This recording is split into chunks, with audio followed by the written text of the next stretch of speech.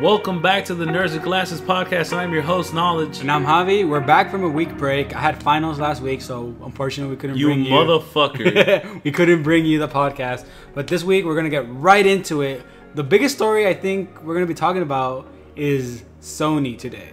Yes, Sony has been fucking going through hell. Yeah, man. I feel really bad for them. Yeah. In case you guys don't know, which I'm sure not many people don't know, the interview was canceled. The interview being the Seth Rogen and James Franco movie where they're interviewers or assassins disguised as interviewers going to North Korea to kill Kim Jong-un. Crazy movie. What? Yeah. I mean, it's James Franco and Seth Rogen, you know. Okay, so let's go through a little timeline of things. So the interview is made.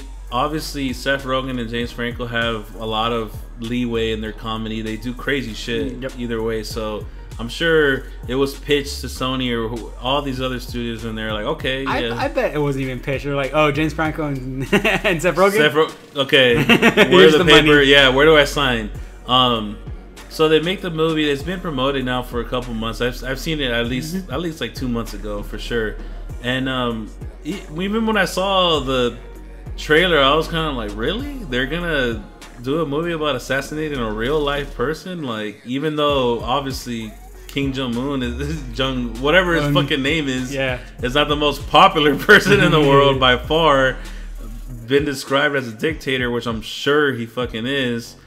Nevertheless, this is the person who's currently alive and doesn't seem really happy about anything. Like, yeah, like it's just like literally throwing wood on the fire. Like. Yeah, so what happens is apparently Sony got hacked. They've been hacked. Apparently. Yeah, they've been hacked, but this particular hack got a lot of their documents, everything, people's information and stuff.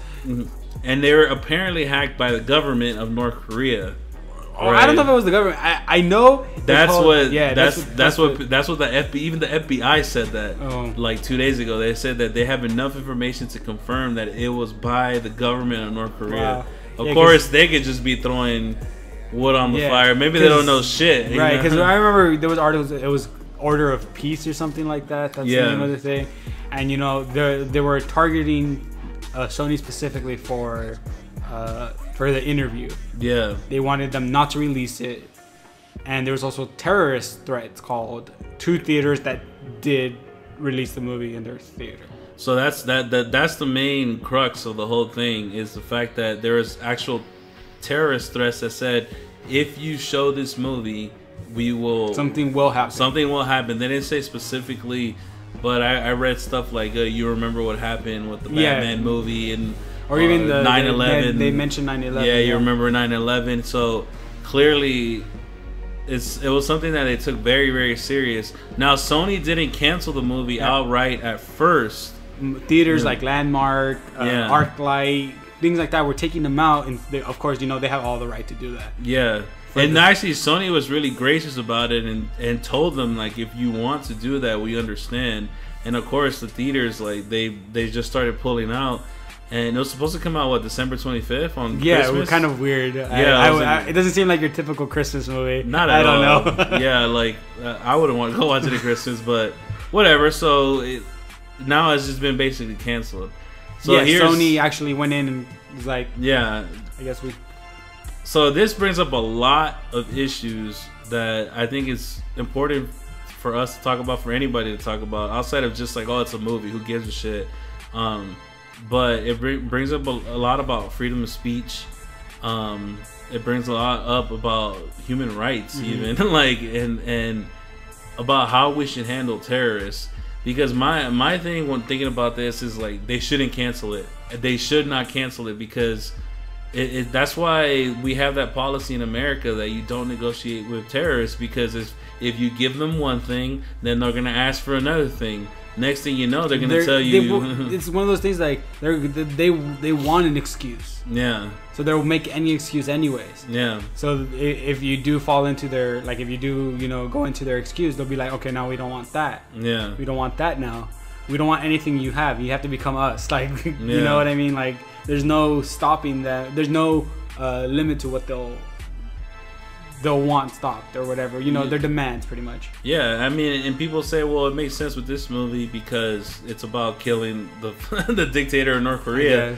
Which I can see that. I mean, I can see why they would get upset over that. But I'm like, who's to stop them from saying, if you show Star Wars, we'll bomb the fucking theater? Yeah. You know, like they could literally say that now, and now Sony has set up that precedent where you can actually pull out, and now you just lose a bunch of money if you're the theater. It doesn't really matter to us in the sense that we have nothing to do with the movie industry at all. Yeah, we're giving them the money. Yeah, so but at the same time, it just kind of seems like it was a mistake. I mean, I understand that they were under a lot of pressure, and I have no idea what exactly information they got from Sony. Like, who knows if they're actually like secretly saying like, if you don't pull this movie, president of Sony, I will release these pedophile pictures. Or, you know what I mean? It could be it could be anything, bro. Like, it could be anything. Who knows?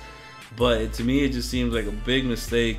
That policy with terrorism has been there for a while, and to me, it makes sense. I mean, it's the same thing with like fucking Hitler, appeasement. Like, they let Hitler take over, I believe it was Czech Republic or Yugoslavia. Like, United Nations went in there and correct me if I'm wrong, I forgot if it was Yugoslavia or Czech Republic, but they were ready to fight against the Germans. It was before World War II, and the United Nations or whoever it was then, it wasn't United Nations yet, but they said, okay, just let Germany have this country and then he'll relax. He'll relax. But that just fed his appetite.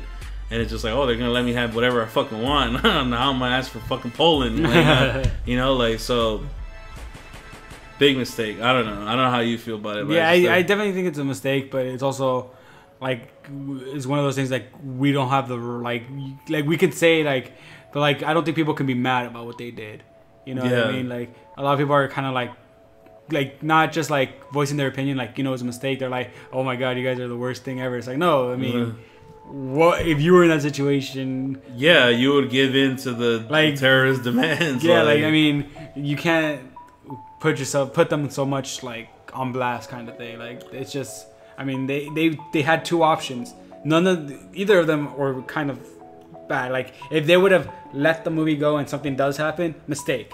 Yeah. If they now, a mistake, you know, so it doesn't really, for them it's a lose-lose, but by far it's a lose-lose situation, because exactly what you just said. If they release the movie and something happened, who's gonna get blamed? Yeah, a theater gets bombed or something like that. Sony, of course. I mean, Sony, North Korea, of course, or whatever, or whoever the terrorists are. But for sure, everyone's gonna be looking at Sony too, and they can't really take a hit right now. The issue is we don't know the contents of the movie. We just seen the trailers. For all I know, they fucking befriend. Yeah, like, that's what I was like. They're going there to interview him. They're trying to kill him, and end up just being like, "Oh, this is cool." You know, like he's a cool dude. Like, and then they take fucking Facebook selfies. You know, like, I don't know. And I have no idea. I feel like comedy is kind of like it should be a little bit like. I don't know. I mean, it should push the line. Comedy should always push the line about what, like, you should feel uncomfortable. That's what makes it funny, you know? If you feel comfortable, it's not going to be funny for long. Yeah, it's not. It's like, no, that's the whole point of comedy. Yeah, that's why comedy changes so much, because something that wasn't comfortable becomes comfortable. Yeah. And so on and so forth. Yeah. And now we'll watch, like, old comedians and be like, what? Like, they're talking about things that were, maybe back then, they were, like, really sensitive topics. Now they're not at all. But the other thing I thought was cool, interesting about it was, now how can they salvage the situation? I heard some people say that they should broadcast the fucking movie and over on the TV and charge a lot for fucking advertising, kind of like a Super Bowl thing. Like, who's not gonna want to watch it now? It has, like, you can't buy this press. Yes, that's another thing that it would be crazy. What if it's just a marketing ploy? You know, like they like, you know, they're low on, like, they're kind of like, you know, doing kind of bad. So maybe they put all their money. We're like, FBI, can you help us out? You know what I mean? It'd be hilarious if that was the case, dude. Because if they announced it today, or maybe they did, I haven't been on like Twitter or whatever. but what if they said, okay, we're gonna broadcast the interview on Christmas on ABC? How many people would watch that? Like, people want to see it now. People want to know what the fuck's the big deal. They want to see it, what actually happens in the movie. If they do that, can they, like the Super Bowl, I'm sure they make a lot of money. In the Super Bowl, they get like $1 million per 30 seconds. Like, you know? So I'm sure they can make a killing. They can make a good amount of money doing that. So I mean, I don't know. I think it's one of those things that right now it's like there's too little time for them to really do too much, too big, something like that. But they definitely should try to do something. They have to, because it's losing that amount of money, $70 million. I forgot how much it was. I think it was like $70 million. That's a lot of fucking money. And like we were talking before last week, like fucking Sony is hemorrhaging money. Like they're not doing too well, man. Like this is a really big blow to them. I honestly, stuff like this makes me think, I don't know if Sony is gonna survive, you know, that much longer. Cause I mean, companies fall all the time, and this could be the next one. Yeah, and it's definitely like, you know, those companies are like, oh, it's never gonna fall. Yeah, I mean, everybody assumes that like the kingdom is forever. Like they say, Rome fell. Bigger empires than America have fallen. Like America's only been a power for 150 years at the most, and Rome lasted thousands of years, you know. But we feel like it's just for America forever. From here to forever will be the absolute power in the world, and that's just that's not the case, and it's never the case. So I don't know. I feel bad for Sony. I'm interested to see how they're gonna resolve the situation, but I don't know if they can, to be honest. So back to video games. One of the first things that I want to talk about was Telltale being fucking amazing. They produce crazy stuff. It always does well. Yeah, we just played Game of Thrones. You played Game of Thrones. I played Game of Thrones. I played Tales from Borderlands. Yeah, they're both good. So their next project, I don't know. Their next you're not pumped up, bro? No, I don't know. Like, okay, what's their next project? Minecraft. They're making a Minecraft Telltale game. All right. So why aren't you pumped up? Because I don't know what they're doing yet. Like, I need to see what exactly is going on. Yeah. What the game is going to be about.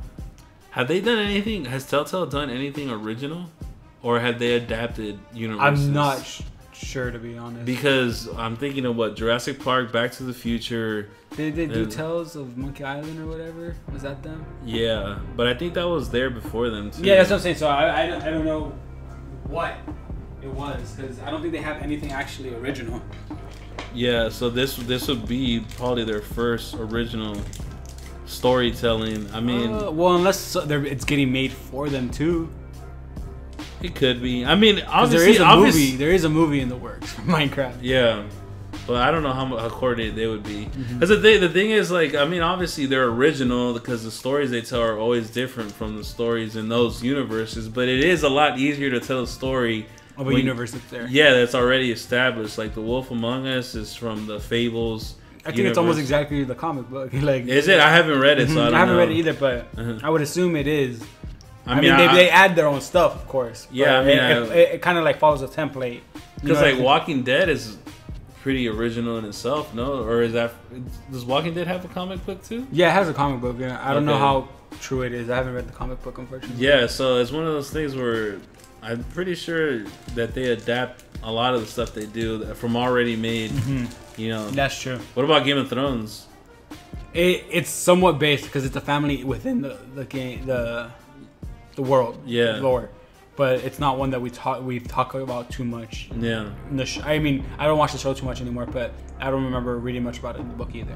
Okay. Also, you read the book too. Most of it, yeah, for the most part. I'm almost done with it, but I mean, the thing is also that, for example, for the Tales of Borderlands, Jurassic Park, and Game of Thrones, or I guess maybe not Telltale, but Jurassic Park and Game of Thrones, it's going on during, like, it's happening during the first movie. Yeah, like Jurassic the same Park. Timeline, yeah. And so is Game of Thrones. Yeah. Both Back to the Future and Telltale is after the movie and after the game. Yeah.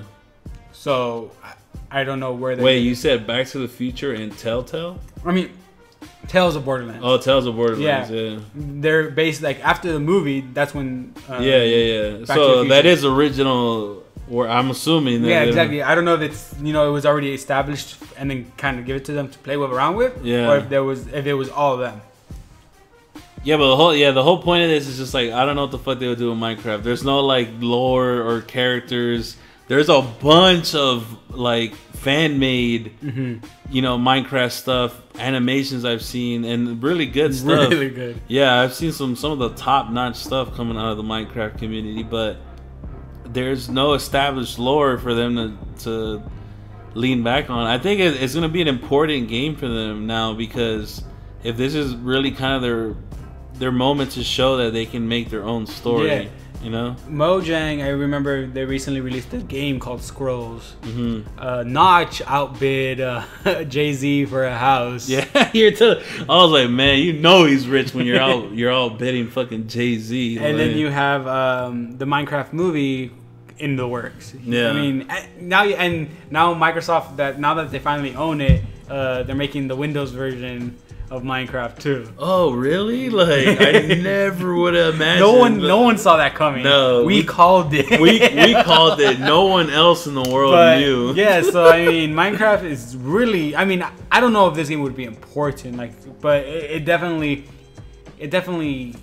needs to do something because if not, I mean, actually, I don't even think it'll affect it. Honestly. Yeah. Whether I mean, if it does good, obviously I'll help. But if it does bad, like people don't play Minecraft for the story. No, I mean I know. I'm just saying like, it's just as a creative entity. Yeah, this will definitely. If it doesn't work, it might slow its like if it wants to expand to something else. Yeah. But in other words, I mean, they don't really need to expand because that's one of the best things about it. These animated, like you can do whatever you want. Yeah, I mean, there's so many universes out there that I would love. Dude, if they did like a Halo fucking Telltale, they'd be amazing. They just have the perfect formula. They can't go fucking wrong. They can adapt any universe. But I just think it'll be really interesting to see them actually do with something a little more original, where they don't really have a lot of backstory to lean back on. They don't have a universe to lean back on. And like I said, maybe they did. Yeah. I guess because we've only played these certain ones recently. Yeah, I'm pretty sure though that they haven't, and the only one is the Super Monkey Island thing. But I'm pretty sure that was established a little before them by like LucasArts. Because that's where they first started, and then they paid to adapt it. But yeah, we'll see how they do. I think it's gonna do well regardless because you have two huge you have Minecraft, which is an institution in its own. And you have Telltale, who has made more than enough a name for himself. Like people will play any game they make. People who are fans of them, and they're just getting bigger and bigger and bigger at release. Yep. Going for Microsoft and them kind of working towards helping us out more. I guess this isn't Microsoft, but it is a Microsoft company now. 343 Industries. It's Microsoft, bro. It's Microsoft. 343 Industries is kind of like there was always like since the Ubisoft and Assassin's Creed compensation, there's been like, okay, so where's the Halo one? Yeah. And they promised it early on though. They promised it. But it was one of those things where like we didn't really. There was no real like details too much. Like, nothing. So is it gonna be like just maps, just something? And they did a pretty good job, I think. For I guess Halo fans. For other people, I know they're not gonna care. Dude, no, this is the best fucking compensation I've ever seen a company give their fan base ever. Really? Beating out the Ubisoft? They gave out pretty much a free game. So did Halo. Right, but one of their new games. Yeah, but it was going to be a fucking DLC anyway, right? Which one? What did they give away? But you had to. Okay, all right, here we go. So you mean just for the? Okay. Then let me tell you why this is different. So first of all, they've had issues, dude. Like, fucking people get dropped out of matches. People go into matches together and they get split up. Games lag out. Can't find games. Achievements aren't recorded. Laggy split screen. Like, it's been just a fucking list of issues And like you were saying, Ubisoft, same thing with Unity. Like fucking people floating in the air, whole fucking floors disappearing. People disappearing. Yeah, people's faces not existing. But you're right. I completely forgot it was only as a season pass and game holder. Yeah. But that was good compensation too. So with what happens, they want to give players compensation for struggling through all these issues. When you bought it on launch and the game doesn't fucking work, basically. And so with Ubisoft, what was it? So you get the first DLC. If you bought the game, you get the first DLC for free. Yes. If you bought the season pass, they take away the season pass but give you a free game. Yeah. So of your choosing, and it included like all their lineup for this last year. Yeah, and it was like the crew. Yeah. And it was Far Cry 4. Yeah, so it was good games, but you would have to have bought the season pass. With Halo, all you would have to do is play the game online. So you wouldn't even have to have bought it. You just have to have played it. So if you were at a friend's house and you played it and you couldn't find a match, you're gonna get. So what you're gonna get is, a 1 month of Xbox Live Gold, good, an in-game nameplate, whatever, an in-game avatar. Who gives a shit? Like, you're gonna get. This is the best thing ever. Yeah, you're gonna get the map Relic from Halo 2 remade, which is because it's a popular map, and that's what I expected the DLCs to come out anyway for more remade Halo 2 maps because they only did 6. And then of course the big part of it is that you'll get fucking ODST upgraded to 1080p and 60 frames per second. So you're gonna get that at the campaign for that. Right. So like to me that's the best compensation because all you had to do was play the game online. You know, you didn't have to own the fucking You didn't have to return your season pass. Yeah. If anything, I would say them and Ubisoft are like right on the same.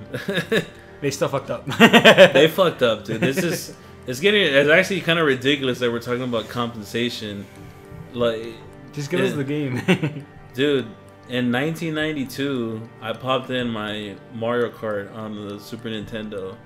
If I pop it in now, it'll still fucking work. Like, there's no fucking lag issues. There's no frame drops. Yeah, like the game just fucking worked. Whatever happened to the game working when you fucking bought it? It's kind of sad how it is now. They're just taking advantage of us, and we're just stupid. We just keep buying the fucking game. We'll still keep buying. Yeah, that's the thing. I mean, I'm gonna keep pre-ordering games. I know, I've seen the whole internet. Like, oh, don't pre-order games. But if I like a game, I'm gonna pre-order it. I'm sorry. Like if I pre-ordered Halo 5 already. Yeah, like a lot of people if I'm gonna buy the game anyways, why not put money down and keep putting money down if I don't want to just because it's one of those things like sometimes I don't like spending just a whole $60 at once. Like I'll spend the $60 no problem, but if I have the option to pay, $5 here, $20 here, $2 here, I'd rather do that. It feels like less. It feels like almost like you didn't spend that money for some reason. I don't know why, but that's the way it is. As a matter of fact, too, they're gonna compensate me like this and keep fucking them up. Cause fuck up Halo 5 and give me Halo Reach for free. That's fine. I'm good. I'm good. Like honestly, like fuck it up and give me Halo Reach for free. I don't give a fuck.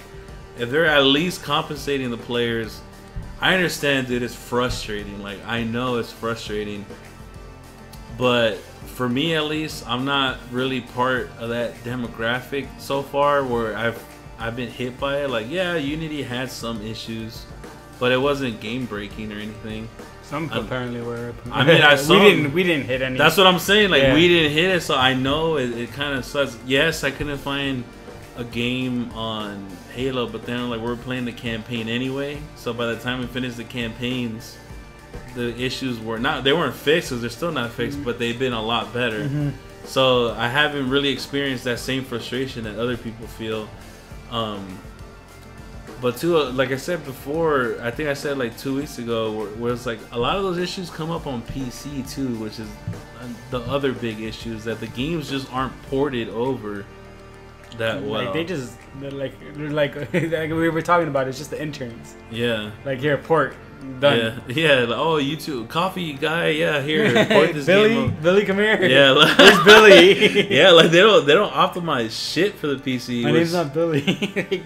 Bro, and that's why it sucks for the PC guys because they get shit products a lot of times, and they're honestly PC players are more picky. Yeah. Like, well, they do have a machine that costs 3 times. Yeah, they have a $2,000 computer. Yeah, where you they want a working game. Yeah, they want a fucking game, but like they'll fucking freak out about field of view, whereas a console player will be like, "What? like what is those words? Like, what's field of view? Like, I can see it, bro. Like, I have a field of the view, or a view of the field, bro. I don't know. Like, yeah. So that's another issue that comes with it. A lot of the PC fans are very, very vocal, like, which is good. I mean, honestly, it's one of those things where they're paying a lot more money. Yeah.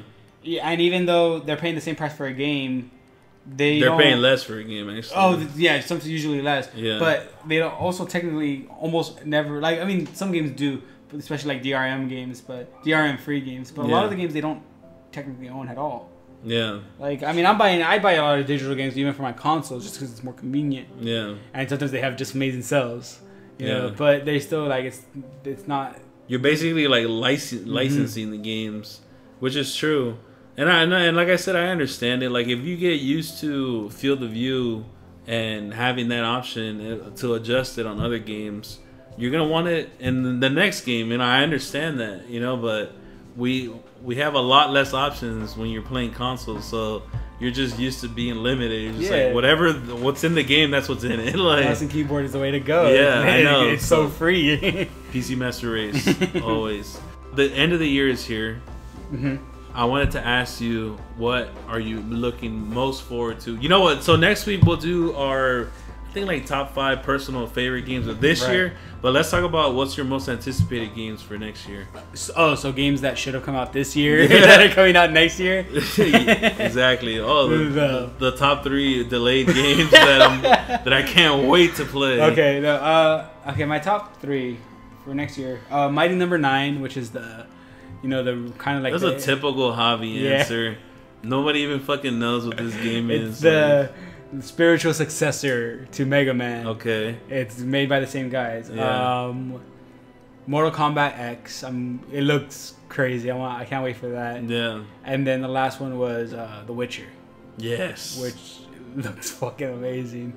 Dude, The Witcher looks like the best game of the year. Does Zelda come out next year? No, right? Okay, good. Like, I was gonna say, you never know. Actually, you never know, because probably E3 will know. Yeah, this E3 will know when it comes out for sure. Yeah. And Kingdom Hearts 3, hopefully, we'll know by hopefully before E3. Like, I hope it's one of those games like they have it ready. They just haven't wanted to announce anything, and it's just gonna come out next year. Like, yeah, some games are weird like that because. Games, something like Destiny, you'll see like 5 years before it comes out, you know. But yeah, some games are just like, 3 months. Oh, it's coming out. It comes out tomorrow, guys. What the fuck? Yeah, like Far Cry, for example. I was surprised how fast the development was. I was like, it's. Yeah, I hope. Hopefully, it doesn't just become another Assassin's Creed. Oh god, no. Yearly cycle. It's because it's a decent franchise. And we still like Assassin's Creed, and we still like Call of Duty, but to an extent, it definitely like lost its charm a little bit, but they're still decent games, kind of. Yeah, there's still games that you know what you're getting. Mm-hmm. So if you know what you're getting, at least you can know if you want to buy the shit. Right. But yeah, like we just saw that Call of Duty sales are like 50% down from Modern Warfare 3. And then every year they've been going down like 10-15% since Modern Warfare 3. Right. So Modern Warfare 3 is their highest selling game, which is crazy. Because that was one of their worst games. So it makes sense why it started dipping. That's when it started. Yeah, that's when it started dipping. Like, it's just like, what the fuck? Fuck this game. And then Ghost just... Yeah. Just think about this, guys. How bad Call of Duty Ghost is. And it still sold 19 million copies. In a year. I mean, it's gonna sell more. I know it's probably gonna end up selling like 20-some million copies. Crazy. That's the power. Your top 3. Okay, this one was easy for me. The first 2, Halo 5. So Halo 5, and then Halo 5 Guardians. Halo 5 Guardians, and then Halo 5. Yeah, no, number 1 it has to be Halo 5. I love the Halo story so much. I can't wait to fucking find out. I can't wait till they ruin it, and then I'm gonna come. Shut up! I'm done with this. No, they can't. No, I can't wait to see what happens with Cortana and Master Chief. Everybody believes that Cortana can't be dead, even though, spoiler alert, she might be. But they're gonna bring her back. I know it. Typical romantic cliche. Yeah, she's coming back. And like, the reason I look forward to this game, if you're a Halo fan, is Arbiter is a fan favorite, and he's back for sure.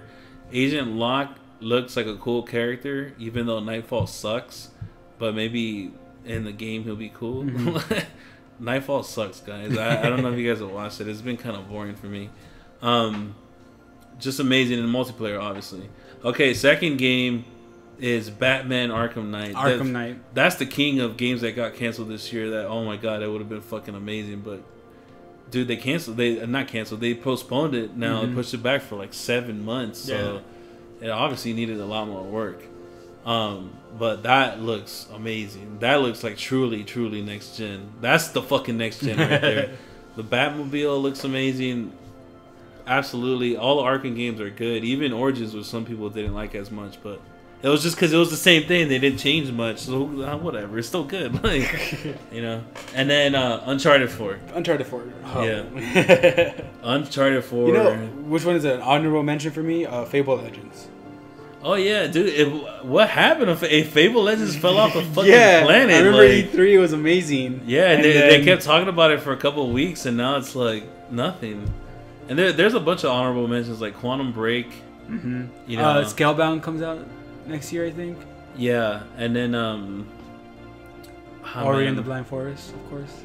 No, that does actually look good. Yeah, it actually does really look. Actually, next year is gonna be a big. Yeah, because all the games from this year are in next year. Yeah, exactly. And like you have Evolve, you have Bloodborne, Battleborn too. Dude, there's so many games coming out, and then you have the yearlies. I mean, hopefully Black Ops 3. You know, the Assassin's Creed is. I still like Unity, and this was gonna take place in Victorian London, which is one of my favorite eras. Yeah, I've kind of like, I wish they kind of like move away from Europe.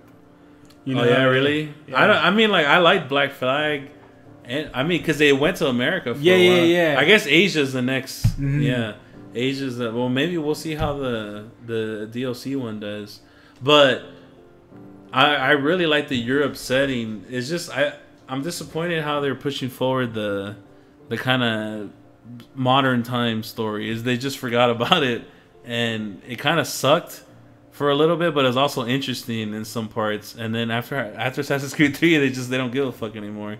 So I don't know what the fuck they're doing. But either way, Assassin's Creed's good every year. But yeah, a bunch of games to be expected. That's my top 3 though. Yeah. For sure. Okay. Yeah. So that's our top 3, and next week we're gonna be looking at our favorite games from this last year that were released, and I think it'll be a good list. There were some good games, even though there wasn't a bunch to choose from. Okay, but like, we're gonna make this list, but you can't choose a remastered. Oh, so I have no options there. Yeah. No, I'm just okay. My top 1. Like, yeah. Yes. So no Master Chief Collection, no Tomb Raider. So no. What game do you have then? Like, I don't know. I'm gonna sit long and hard and think about it. Okay. All right. So for our last topic today, we're gonna be talking about The Hobbit. The Battle of the Five Armies. Battle of the Five Armies. We have a special guest with us today. The man. The man? The woman. The myth. The legend. The voice of GOP herself, Stephanie. Hello. Apparently I'm much more monotone. Hopefully no one confuses me for my brother while I'm speaking. So it's just gonna be me talking to Mike the whole time. Yeah, so with 2 personalities. The reason we call her the voice of GOP is because she does like the narrations, voiceovers, whatever voiceover work we need. Yeah. Or like, can we do it? No, Steph, come do the voiceover. She's my little sister. She's a budding film critic. She wants to be a film critic, so she's that's gonna be my major in college. Yeah. something so like that. I'm an aspiring film critic. So basically, any film I see, I have something to say about. She hates all movies, basically. Yeah. That's what what film critics. That's what film critic. That's what film critics are. You just are. I'd say for the most part, I agree with what film critics say. Like their opinions, I mostly side with them. Because that's how you know you're a film critic, right? Yeah. Oh God, I hate Transformers 4. I mean, it doesn't always help me in, like when I'm trying to talk to people at college. Did you watch the last Transformers movie? Like that was garbage. It was terrible. Yeah, dude. The funny, before we get to it, the funniest thing to me is just that me and her sound alike because we're brother and sister. But like my sister. Okay, well, I don't know. Well, we do. Apparently, we do. But the funny thing is that, like, on the comments, who is this whore that like she knows nothing of these gays? Like, they're just like people just tearing her apart, and like. And he's the one that writes the content. I know that's a like I write it, she reads it, and then people are just like, this fucking robot that you chose. And she's just like quietly crying, weeping like in the corner. Shame on you guys. I don't read YouTube comments anymore. Like right before I go to sleep. If I do, I'm gonna have horrid nightmares. Yeah. I mean, luckily, well, the good ones I'll let her know. I was like, bro, they said it was the best monotone they've ever heard. Like, they said it was the best voice they've ever heard. Yeah. For a monotone person. Yeah. All right. So, anyways, Battle of Five Armies. Been waiting for this movie for a while. For a year. For a while since like fucking part 1, because I wanted to see how the. You know what I mean? Got you. Since Lord of the Rings came out. The thing is that they initially they announced that the Hobbit would be one movie. And then they ended up, we're gonna make it 2. Oh no, wait. Let's make 3 movies. We gotta milk it all the fucking way. We gotta make 3 fucking movies. This movie is good. Okay, first of all, spoiler alert. This is gonna be a full spoiler discussion / review. So if you haven't seen it, click this fucking video off now. Yeah. Bye. We left this at the end for a reason. Yeah, we love you. Get the fuck out. Yeah, just overall, I would say I was kind of disappointed by the movie. I think it's a good theater movie. It was fun to watch. Yeah, it was entertaining, but like there's so many things that just kind of got me like, you know, I don't know how you guys felt, but I just kind of walked out of the theater going like, yeah. I was like, yeah, I liked it overall. It was good. I definitely was disappointed, especially the battle itself. I was kind of disappointed at. Didn't feel epic. No, I like Desolation of Smog better just because it has better. So I think story wise, it's the best. I remember our little cousin was saying that story wise, I agree with him too. Yeah. And it's funny because it's all one story. It's one book. Yeah, one book. Anything. And like we're just saying how in the book the battle is like 5 pages. Yeah, because Bilbo is knocked out, yes. Yeah. So I mean, we don't really hear much about the battle, or we're not in the battle, you know. Yeah, it's like retold to him about what happens, and it is. I guess it could be epic, but I don't know. It just lost a lot of its humor. Yeah. I felt one of the things, like, I don't know, the original trilogy did a really good job with the battle. Like, it was just, it felt so much. There was so much more to it. Yeah. This one, we had this kind of like build up, but it didn't really feel like there was anything there when the actual battle started happening. Like they're like in Two Towers when they're like in the middle of like this gritty battle, and then Legolas and Gimli are counting their casualties, and that's just like something that like it's little things like that that you appreciate. And it's missing here. Yeah, like one of the big things for me that I felt partly contributed to that fact was like them focusing so much on the dwarf king Thorin. Like, it just felt they were focusing on him too much for me during the battle. Yeah, because the battle itself is so epic, and the way they ended it too was just kind of like, oh, the battle's over. Oh, the eagles are here. Oh, okay, the eagles came. Yeah, wow. The best. I mean, it kind of sucks to say best death scene, or was Philly's. Yeah. Like the other one, Keely, I liked his character, but the romance between them was a little bit too forced. Yeah. And then even the battle against I forgot his the Defiler. I forgot his name. Azog the Defiler. Yeah. It was okay, but it was like it was too. You mentioned it, too clumsy. It was clumsy because they're fighting on. Like I said, I hope you're not listening because it's full spoiler alert. So if you've already seen it, it's clumsy. Mm-hmm. It's like they're just bubbling around, like just tripping over themselves. Yeah, which was, I mean, obviously because they're on ice, but it would have been like the battle between Legolas and the right hand to the Defiler was a little bit better. Yeah, it was. I don't know. It just felt and that one was almost more clumsy, but the way they did it was less. You know what I mean? Like, yeah, because they were fighting on the broken bridge. Tower, yeah. On the tower that broke and became became a makeshift bridge. Yeah. That would never happen. But. Like, I understand it's fantasy, and I understand like that's clear to me. But there's too many moments now where it's just suspension of disbelief. Like, the tower falls and it creates a perfect bridge. That's a perfect size for the goddamn. The timing cannot be better. Yeah, and it didn't collapse.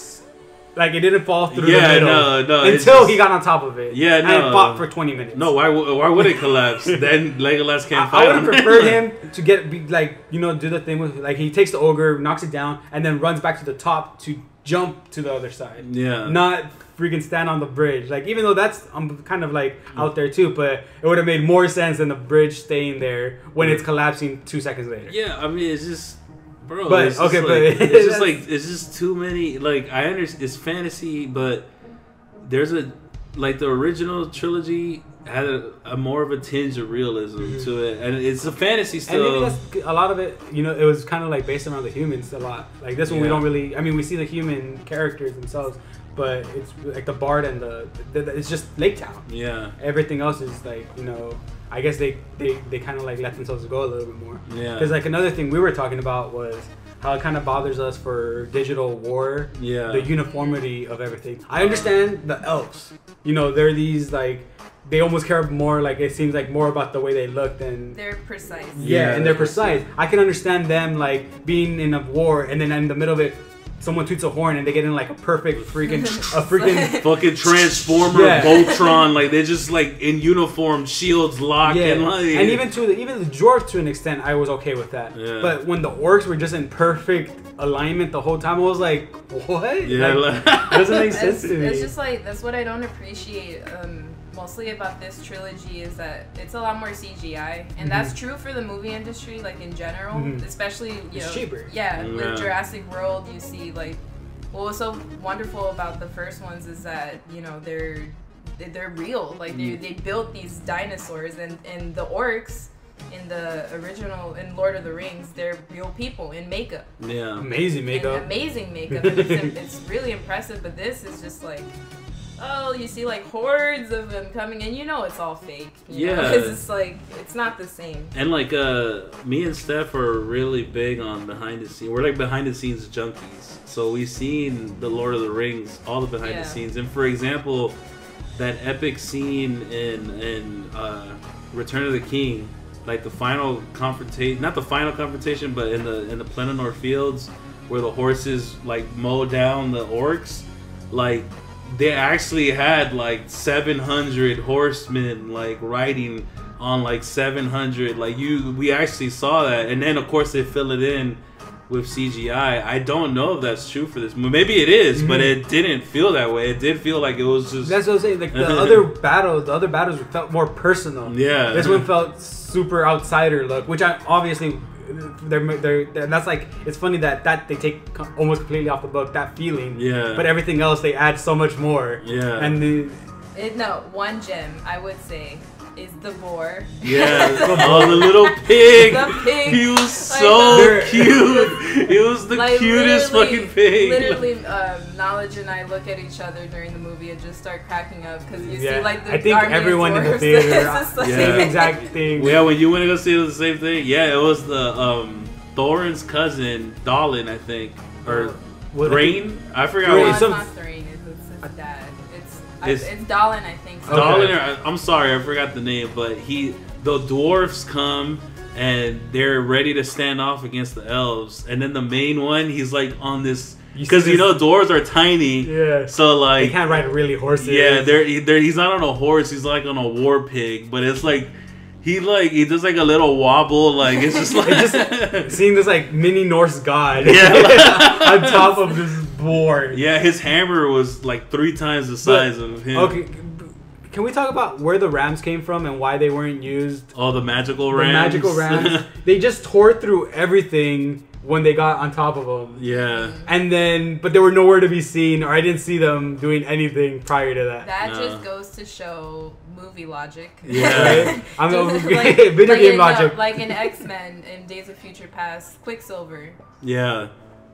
Don't ever talk to him again. Like, it's just like, we only need him for this one job. Yeah, but at least they showed him. This is like, where did the rams come from? I did not see them at all. Yeah, but I mean, it is a perfect example of movie logic, because it's like, where did Quicksilver go? Like, you could have finished the movie in 5 minutes. Yeah, like he could have just fucked shit up, bro. Like, what the hell's going on? Yeah, it's just the Rams like spawned in halfway through the match or something. Like someone rendered the. They did a join in progress and shit. You know, the Call of Duty join in progress. The losing team, of course. Yeah, for real. Like, what the fuck? It was crazy. And yeah, it was to me. It was fun to watch. Too many of the little, like another thing with the what are they called? Goblins? Like the big dudes, the really tall ones. I don't know if I've heard. They look like an ogre. They look like ogres. I can't remember what they're Pretty called. sure they're called goblins. And, maybe. Okay, so like they're in the war and like they're rushing the city, and then like 3 guys from Lake Town, like 3 farmers from Lake Town, fucking shoot spears at it, and he falls, and then he dies, and then he squashes like a bunch of other orcs, right? And then you're just like, okay, these are some beast ass farmers. But in Fellowship, when they're in the caves of Mines of Moria, the 9 most beast warriors of all time are Gimli, Legolas, Boromir, Aragorn, Gandalf, and 4 hobbits. And they it's the most epic struggle to take down that one. They were in a closed environment. I don't give a shit what you had the king and 2 princes there. Like, you had 3 princes and 1 king there. It was a struggle. But that's what made the movie great. It felt real. It felt desperate, you know? Something to along with that realness, we were talking about earlier, was the Lake Town people. That I really did like. I like the whole thing with the Bard and the Lake Town people in general. But that scene after Smaug has been killed with the Black Arrow, where they're just dragging their people out of the water. That was probably the most harrowing. Cause I was telling Javi earlier how it was. In every Lord of the Rings movie, they'll show the people of Rohan they're struggling. They're struggling, and you're just I don't care. I don't really give a shit. I don't know who these characters are.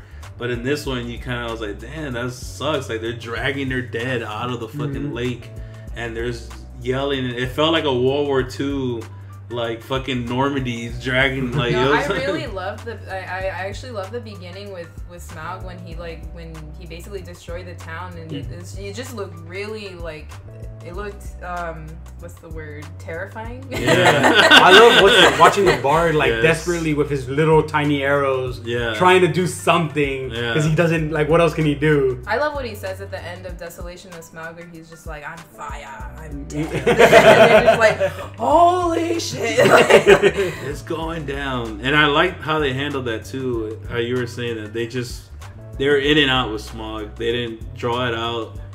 Everybody knew it was coming. He's gonna attack late. They didn't make some other scene in the middle. It literally starts right where fucking Desolation. Yeah, ended. I was dreading they were gonna do kind of because they kind of did it with the Bard where he broke his bow and whatever. I thought they were gonna make this whole thing where everyone's gonna come help him or some shit, something typical. But I it was just okay, it was just kind of simple and that was it. Yeah, and he kills him. Nothing else kind of twists and turns, just straight. He's dead. Exactly how the only way it would happen is Smaug comes in and literally takes him a minute to fuck shit up. Exactly. He destroys the whole fucking Lake Town in 1 minute. And that's it. And that's how it should be. Yeah. It's not going to take him any longer. He breathes fire. It was over. Shit. But he still had that, that super villain talk to the hero. Yeah, he for a did. little bit though. When he was killed, I look over at Knowledge and I'm just Benedict. Yeah, she did. She said it all out too. They was like, "What the fuck? What's wrong with this?" She was the only one who was crying for Smog. It's like, no. He just murdered millions of people. Not millions. But he murdered everybody in Lake Town, and she's crying for him. Everybody else in the theater is doing fist pumps. Like, fuck yeah, the dragon's dead. One question I want to ask you guys though was, how much was this movie hurt or helped by the prequel syndrome, where you already know what's gonna happen in Lord of the Rings? I mean, obviously, if you read the books, you know anyway. Mm-hmm. But like, it's kind of like, nobody's gonna, Gandalf's not gonna die. He can't die. He's in Lord of the Rings. Most of the original dwarves that go on the journey, most of them are gonna die. Yeah, you already know most of the story in that term. Most importantly, Bilbo keeps the ring. Yeah, exactly, because he's gonna have it. So, did that help this movie, or did that hurt it, or nothing? I don't know. All I know is that this movie, especially the back and forth between Legolas and his dad, made me really want to watch the trilogy over again, like just all together. Yeah. Oh, the end of it. Yeah. When they have that little hug, just like no affection shown. That gesture that the Elven King does towards Legolas, that was badass. I thought. Yeah. The Elven Dandrill was just badass in general. Yeah, I really like. He was probably like one of my favorites. Yeah, I mean, like one of the things that really kind of disappointed. Like I'm disappointed towards the original trilogy is that he isn't in it. Like basically, I don't know. Yeah, just CGI him in there. Yeah, that's what I'm saying. The table, me and my George Lucas him in there. Me and my friend were saying they should just have him there and he doesn't have to talk, just have his face disgusted at everything, That's all you need. Dude, he does work with what was it, the moose? Yeah. Dude, the elk? No, I cried. Yeah, I cried when the elk died. I felt real. No, but he's like, he has all these orcs on the what's it called? The horns. The elk horns or whatever. And then he like just straight up just decapitates all of them at the same time. That was really cool. Yeah, that was one of the best scenes in the whole movie. The best scene, I don't know if you guys agree, or at least action-wise, was the battle with against the Necromancer. Yeah. When they saved Gandalf. Yet another suspension of disbelief scene. Why didn't they kill Gandalf? Like, why is Gandalf? Why is Sauron? Why did they let them get away? Why is Gandalf in a fucking? Because he's in a threat to them. He's in a fucking wooden cage. He isn't a threat to them. In an easily escapable situation. It's that typical underdog thing. He's not a threat to them. Why would they bother? Because they fuck with him, but they don't. It's just like, I mentioned this to Knowledge. It's like in Austin Powers, Dr. Evil says, "Oh, I'm gonna place him in an easily escapable trap, and then I'm gonna assume everything goes right." And then Zachary is like, "I got a gun in my room right now. Yeah. I go get it. Me, you, bang, kill him." And it's just like, that won't work. Scott, you just don't get it. You just don't get it. Yeah. I just want sharks with freaking lasers assassin. Well, I mean, okay, in terms of the prequel thing, I don't think it necessarily hurt the trilogy. I think it's the fact that they made it a trilogy. Yeah. Very unnecessary because I think of all the books that J.R.R. Tolkien wrote in terms of the Lord of the Rings, the Middle Earth, the Hobbit is a children's book, and it's the shortest of them. Yeah. And it's I don't know. It just felt unnecessary for them to really extend it. I mean, 2 movies, okay. I guess I could have seen 2 movies. I mean, it could have been 1, honestly. Been, because. But 2, I can see. 1 really long one. And 2 decent sized ones. Yeah. But so that I don't think in terms of the prequel, because people will come back anyway. They always do. Yeah. But and we know what's gonna happen. But it's just that this 3rd film was kind of unnecessary. If anything. Yeah, I mean, it's really, there's no story in it. It's just the battle. Yeah, I was telling we were talking after the movie with there's literally 20 minutes where it's no talking at all. It's just battle. It's just battle, but the battle isn't even that. Nothing's going. Nothing's progressing in the battle. Yeah. It's just there's 20 minutes of just. Yeah. I don't know. There's a lot of slow motion things that felt unnecessary too.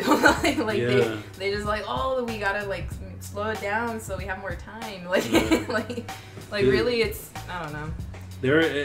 I hate when movies don't explain well what's going on, like in a battle or something like that, because I didn't realize that there was 2 armies until like they actually said it. Right. Even though they showed us there was like 2 separate armies. Something I didn't bring up earlier, but how cool was it when you thought the elves were not gonna help again? Yeah. And then they just jumped over it. I love that part. That was amazing. I was like, the shield that the dwarves make, and then the elves come just dance through, leaping over them. That was sick. And then the battle kind of like. And that's why I really like the Elven King, which you guys like too, because he's actually the most fleshed out character in the whole fucking movie, because he actually shows, even though you think he's a douche, and he is. He definitely, no doubt he is. Yeah, but like he does help, like he does reconcile with Legolas, and what's the girl's name? Tario. Like he does kind of make amends with her. Yeah, but in his own douchey way. Yeah, exactly. Like whereas if you just saw if you saw the Hobbit, like you would have thought that he was just like pure evil type guy. This one kind of shows it because like you learn about his wife dying, and then even though I didn't love the love between the forced love between Tario and Keely, it kind of like helped his Vandril's character, because that's obviously why he's like that. Yeah, but because it was real. Why does it hurt so much? I was like, oh god, I rolled my eyes. I was like, god, no. But I just, that is true, dude. Yeah, that was perfect casting with Lee Pace. He's in Guardians of the Galaxy. I love him in everything I've seen him in. He's done a really good job. Wait, who's Lee Pace? He's either king or he's the Elven King. Okay. He's in Guardians of the Galaxy. He's Ronan the Accuser. He was in. Yeah, he's a good actor. He's in Pushing Daisies. Another. That was good shit. A short-lived series, but it was amazing. Yeah, it was good. Very good. Well, overall, I would give the movie like 3.5 stars out of 5. Maybe 3. I would give it 4. I think I enjoyed it enough that it was 4. Officially on my Flickster account. Oh, guys, you're one of those people who you look at, oh shit. I have my want to see list and everything. Anyway, officially I gave it 3 out of 5 stars. Yeah, I would give it like 4 for entertainment and like 3 for story. Like your 3 in execution. How about the whole trilogy as a? I'd say a 3. I would stick with 3.5. I thought ironically, I loved The Hobbit. I love the first one the most. I think my favorite reason, or my reasoning for that, is because it has the most of Marty Freeman as Bilbo. Yeah, they love like Bilbo it's funny because in like we were saying, like Lord of the Rings, I wanted to see less of Sam and Frodo and more of everybody else in the movie. And this one, I just wanted to see more of Vandril, of course, but more of Martin Freeman's face. Yeah, just little quirkiness. Like the first Hobbit, the first movie is the one that's the most truest to the book, and then the other ones aren't there really. I mean, the Desolation a little bit, but definitely not Battle of Five Armies. It's the darkest toned one, I'd say. Yeah, definitely.